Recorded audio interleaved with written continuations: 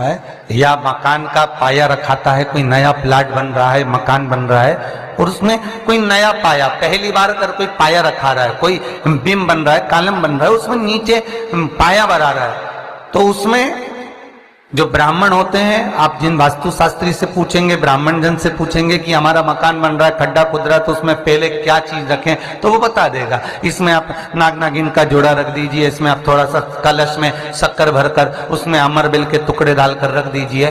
पर शिव महापुराण, स्कंद पुराण, वास्तुशास्त्र, अग्नि पुराण और वामन पुराण, ये वामन पुराण के अंतर्गत भी मिलेगा और अग्नि पुराण के अंतर्गत भी मिलेगा कि यदि नूतन मकान के पाए में एक नारियल के गोले में गुड़ भरकर, शमी पत्र रखकर उसको दबा दिया जाए तो उस घर में कभी संपदा की कमी नहीं होती और क्लेश नहीं हो सकता, चाहे कितनी भी अहंकारी बहू क्यों ना हो, चाहे कितना भी अभिमान अभिमत्ता रखने वाली सास क्यों ना बहू, उस सास बहू में प्रेम ही रहेगा, क्लेश नहीं हो सकता।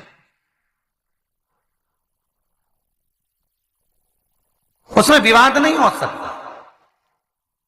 उस घर के अंदर जितने भाई रह रहे हो, जितने कुटुंबी रह रहे हो, परिवार रह रहा हो, उसमें क्लेश का कोई मतलब नहीं हो सकता। चलो याद करिए, पुराने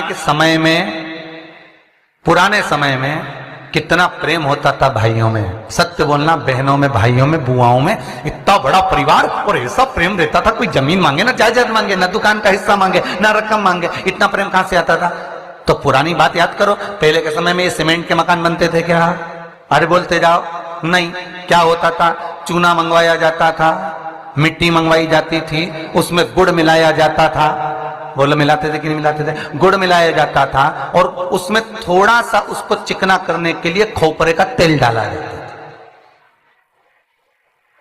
अब वास्तु रीति में तो हमने ये सब चीज छोड़ दिया, हमने ये सब चीज समाप्त कर दिया कि ना तो हम उसमें गुड़ मिला रहे हैं, ना कोई वस्तु मिला रहे हैं, बस सीधे सीमेंट खरीद के लाए और लगा दिया गया।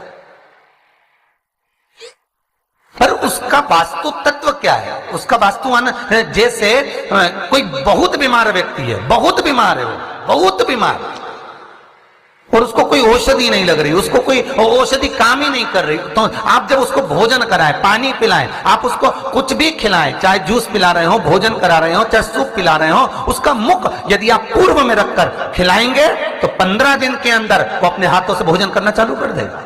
15 से 16वां दिन नहीं हो।